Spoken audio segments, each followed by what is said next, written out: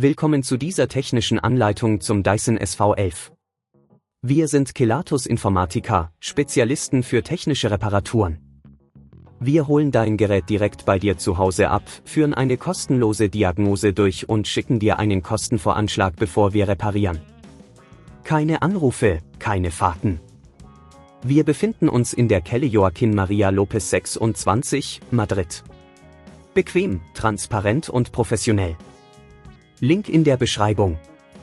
Wenn dein Dyson SV11 komische Geräusche macht, könnte das auf einen defekten Ring hindeuten. Oft entstehen solche Geräusche durch Ablagerungen oder Schäden an den beweglichen Teilen.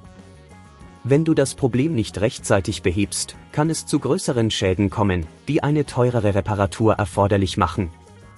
Für diese Reparatur benötigst du einen Kreuzschlitzschraubendreher, einen Torx-Schraubendreher, einen kleinen Plastikhebel und eventuell einen neuen Ring, falls der alte beschädigt ist.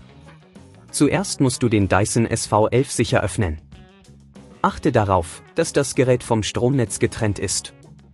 Beginne mit dem Entfernen der Schrauben am Gehäuse, die sich meist an der Unterseite befinden.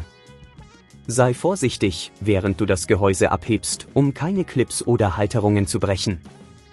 Nun solltest du den defekten Ring lokalisiert haben.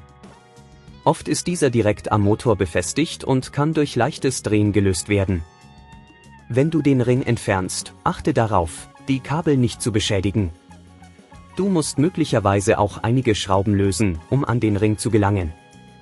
Verwende den richtigen Schraubendreher und wende nicht zu viel Kraft an, um die Schrauben nicht zu überdrehen. Wenn dir das an dieser Stelle zu kompliziert wird, denk daran, dass wir bei Kelatos dein Gerät zu Hause abholen und es dir repariert zurückschicken. Hast du den alten Ring entfernt, setze den neuen Ring vorsichtig ein.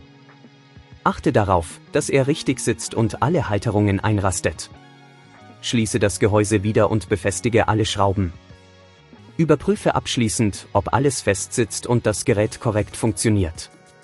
Um zukünftige Probleme zu vermeiden, solltest du deinen Dyson regelmäßig reinigen und darauf achten, dass keine Fremdkörper in den Motor gelangen. Zudem ist es hilfreich, den Filter regelmäßig auszutauschen und das Gerät gut zu lagern. Wenn du kein Risiko eingehen willst, bei Kelatos holen wir dein Gerät ab, reparieren es und liefern es dir nach Hause, deutschlandweit. Link in der Beschreibung.